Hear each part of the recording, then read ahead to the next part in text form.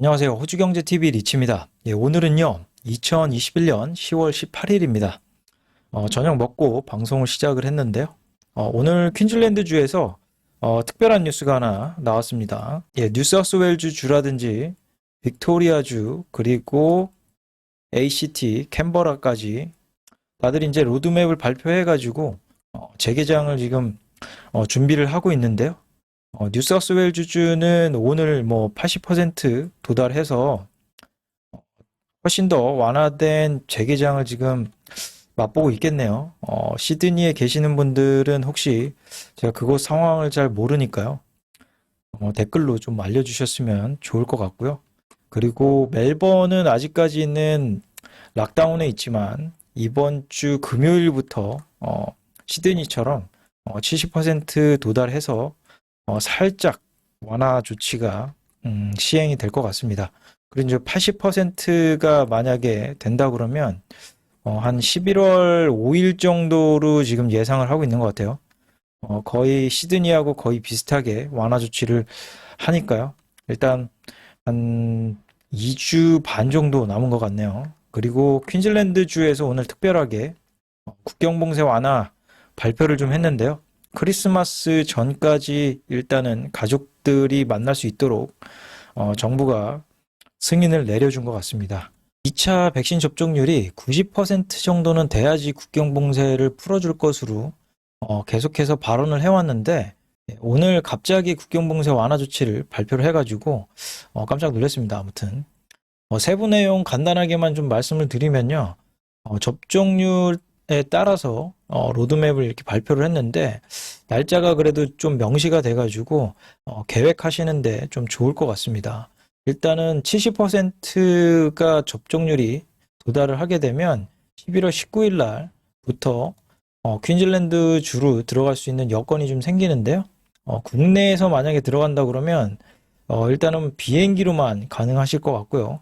그리고 2차 백신 접종 받으셔야 되고 3일 전 음성 테스트 한 결과가 있어야 되고요. 대신에 자가격리는 집에서 2주 동안 하셔야 됩니다.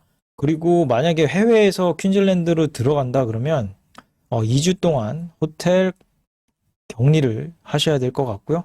80%로 만약에 도달을 한다 그러면 12월 17일 날 될 것 같은데요.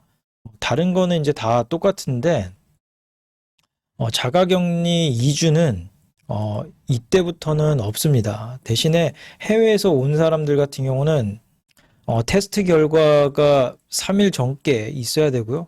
그리고 집에서 이제 자가격리를 하는데 아직까지는 세부 사항은 좀 기다려야 될 것 같아요. 뭐 2주는 아니더라도 조금 줄어들 것으로 예상이 좀 되는데요. 며칠인지는 명시가 안 돼가지고 좀 알아봐야 될 것 같습니다. 그리고 해외에서 만약에 백신을 맞지 않고 들어온다 그러면은 호텔 격리 2주 해야 될 것 같습니다. 만약에 이제 90%를 도달을 하게 되면 국경 봉쇄는 완전히 다 풀리고요. 대신에 이제 백신 맞지 않은 사람들만 허가서가 좀 필요할 것 같고요. 어느 정도 격리를 할지는 좀 더 기다려 봐야 될 것 같습니다.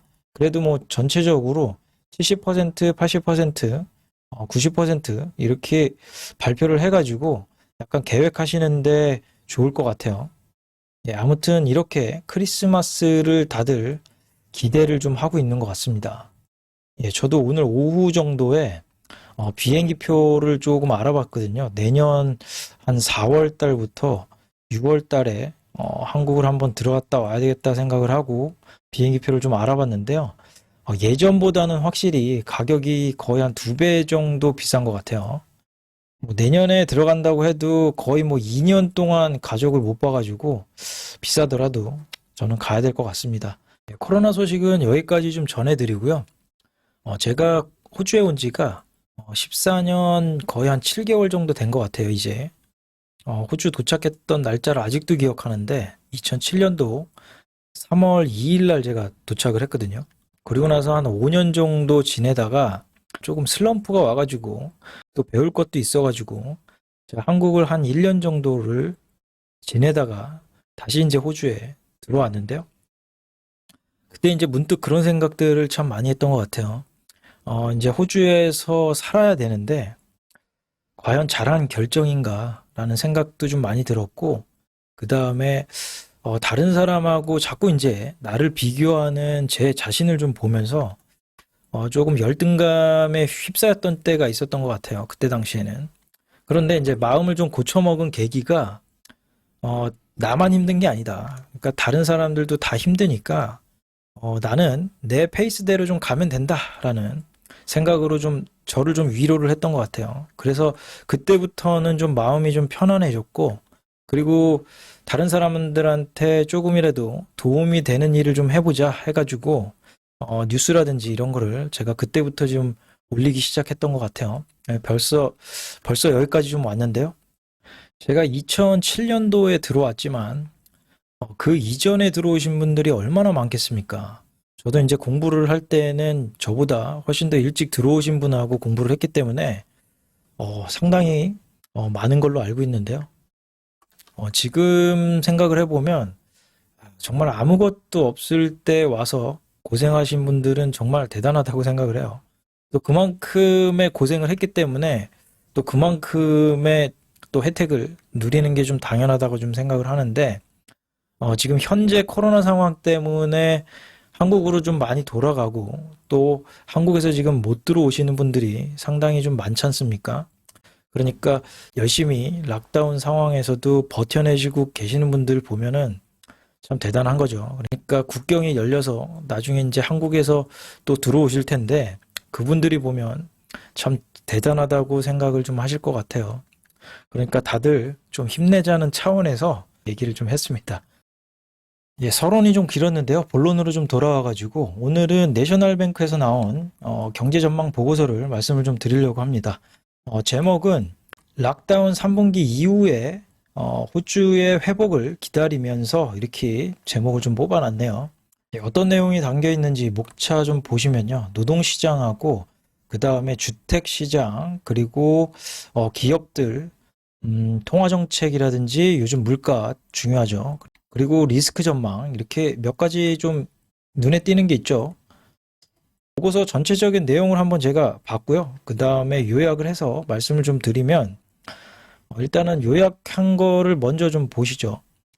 내셔널뱅크 호주 3분기 GDP 성장률은 3.5% 수축 예상을 합니다.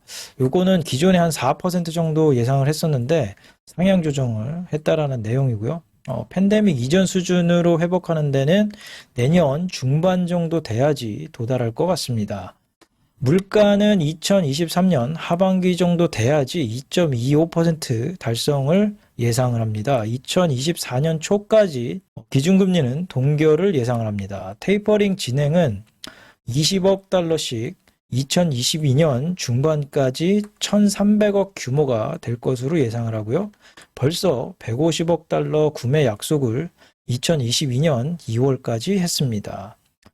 계속 이어지는 정부 보조금에 힘입어서 민간 부분이 단기적으로 성장을 하고 그러나 보조금 종료와 정상화 과정에서 여러 가지 리스크가 혼재되어 있습니다.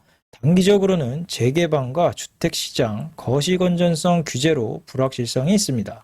이번 거시건전성 규제 버퍼 3%로 올린 거는 모기지 대출자 빌리는데 한 5% 정도 줄어들 것으로 예상이 됩니다. 이번 규제로 작은 규모의 지역이 타격이 있을 것으로 예상이 좀 되고요. 호주 달러는 올해 말까지 72센트를 기록을 할 것 같고요. 내년 말까지는 미 달러 대비 78센트 그리고 2023년도 말까지는 77센트를 예상합니다. 오른쪽에 요약된 걸 한번 보시죠. 일단 뭐 GDP 성장률 먼저 보시면요. 3분기가 마이너스 한 3.5% 정도 수축할 것으로 예상을 하고 있고요. 그 다음에 이제 다시 4분기에 올라왔다가 그리고 1분기까지 좀 정점을 찍은 다음에 그 다음부터는 GDP 성장률이 쭉 가라앉는 모습을 보일 거다라고 이렇게 예상을 좀 했네요. 그러니까 실질 뭐 GDP 성장률을 본다 그러면 올해 0.8% 정도 성장할 것으로 이제 보고 있고요. 내년에는 다시 이제 올라와 가지고 4.3% 정도 본다는 얘기죠. 그러니까 팬데믹 이전 수준을 만약에 회복한다 그러면 내년 한 중반 정도가 달성 가능할 거다. 이렇게 보고 있는데 2023년까지 계속해서 쭉 둔화되는 모습을 좀 나타낼 것 같아요. 그러니까 상당히 둔화되는 모습이 나타난다는 얘기는 그렇게 좋은 모습은 아니죠.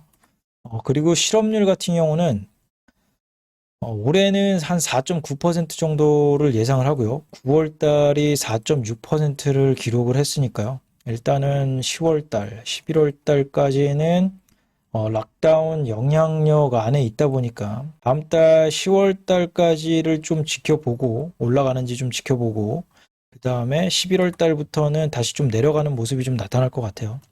아무래도 좀 기저효과 때문에 고용이 좀 지금 뭐 뉴사우스웨일즈 주에서는 구인 광고가 상당히 늘었다라는 얘기가 좀 나왔기 때문에 고용이 좀 좋아지리라고 생각이 좀 되어집니다. 그리고 다들 이제 물가를 좀 기대를 좀 많이 하는데요. 어, 호주 중앙은행에서 보는 핵심 물가 지표는 목표 밴드가 2에서 한 3% 정도 되죠. 그러니까 그 안에 이제 들어오게 되면 금리 인상을 가져간다는 건데 내셔널뱅크에서 지금 보고 있는 거는 내년, 내후년 돼야지 그것도 하반기 정도 돼야지 한 2.25% 정도를 기록을 할 거다라고 이렇게 예상을 하고 있는데 2.25%를 달성하더라도 바로 금리 인상을 하는 게 아니고 한 2024년 2월 달이나 한 4월 달 정도 돼야지 보고 이제 결정을 할 거다라는 전망을 좀 내놨어요. 그러니까 굉장히 비둘기적인 전망을 하고 있는 거죠. 그러니까 전에도 테이퍼링이라든지 이런 거 발표할 때도 내셔널뱅크는 훨씬 더 비둘기적으로 계속해서 전망을 좀 해왔기 때문에 그걸 감안하고 좀 봐야 되고요. 그리고 이제 다른 뭐 조금 매파적인 커먼웰스 뱅크라든지 ANZ 뱅크라든지 그쪽을 좀 같이 보고 판단을 좀 내려야 될 것 같습니다. 예, 고용시장은 이전 영상을 좀 참고하시면 좋을 것 같고요. 이미 했던 내용이기 때문에 좀 넘어가도록 하고요. 예, 델타 변이 바이러스 때문에 뭐 장기간 락다운에 이제 들어가다 보니까요. 소매 판매 쪽에 이제 충격이 좀 있는데요. 6, 7, 8월 달 3개월 동안 어느 정도 이제 충격이 있는지 나타내는 이제 통계 자료입니다. 그러니까 락다운에 이제 걸린 주들이 아무래도 서비스업이라든지 이런 업계가 좀 충격이 좀 컸는데요. 락다운에 이제 걸린 주들 같은 경우는 다들 이제 외식을 못하고 집에서 이제 해 먹어야 되기 때문에 식료품 판매가 이만큼 좀 늘었습니다. 그러니까 한 100만, 1000만 억, 그러니까 한 7억 5천만 달러 정도 좀 늘었네요. 그리고 가장 큰 피해가 있는 거는 아무래도 카페라든지 레스토랑 이쪽이 가장 큰 피해를 입었네요. 대충 보니까 한 1 빌리언, 그러니까 10억 달러 정도가 손해를 좀 입은 것 같아요. 대충 또 10억 달러라고 그러면은 감이 안 오시잖아요. 계산기 갖고 와갖고요. 어, 이게 지금 10억 달러지 않습니까? 그러니까 저번에도 이제 한번 해드렸는데, 존이라는 사람이 매주 한 1000불 정도를 벌어요. 그리고 3개월 동안이니까 대충 한 10주로 잡읍시다. 그러니까 10주니까 10,000불로 이제 계산을 한다 그러면 나누기 10,000불 하면은 존이라는 사람이 몇 명이나 실직했는지를 알 수가 있겠죠. 그러니까 나누기 만 하면 대충 한 10만 명 정도가 이 섹터에서 일을 못해서 손가락 빨았다라는 얘기겠죠. 그러니까 이쪽 섹터하고 그 다음에 소매 판매 중에서도 의류 쪽하고 그 다음에 신발 이런 쪽 분들이 상당히 많은 타격을 좀 많이 받았다라는 걸 알 수가 있습니다. 그러니까 요즘에 뭐 뉴사우스웨일즈주도 그렇지만 빅토리아주도 지금 소상공인 살린다고 좀 지원책을 좀 내놓긴 했는데요. 1 빌리언은 아니니까 여기도 1 빌리언 정도는 아니니까 살짝 가뭄에 좀 단비 같은 지원책이 아니었나라고 좀 생각이 좀 되어져요.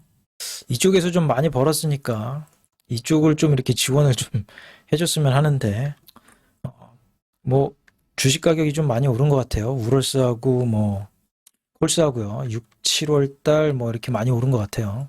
예, 다음은 이제 주택 시장하고 그리고 이제 기업들, 그다음에 무역이라든지 그리고 통화 정책, 그리고 주택 시장의 이제 리스크라든지 이런 내용들이 있는데 다음 영상에서 계속 이어가도록 하겠습니다. 그리고 웨스트팩에서 나온 주택 가격 전망도 같이 말씀을 좀 드리도록 하겠습니다. 예, 오늘 시청해 주셔서 감사드립니다.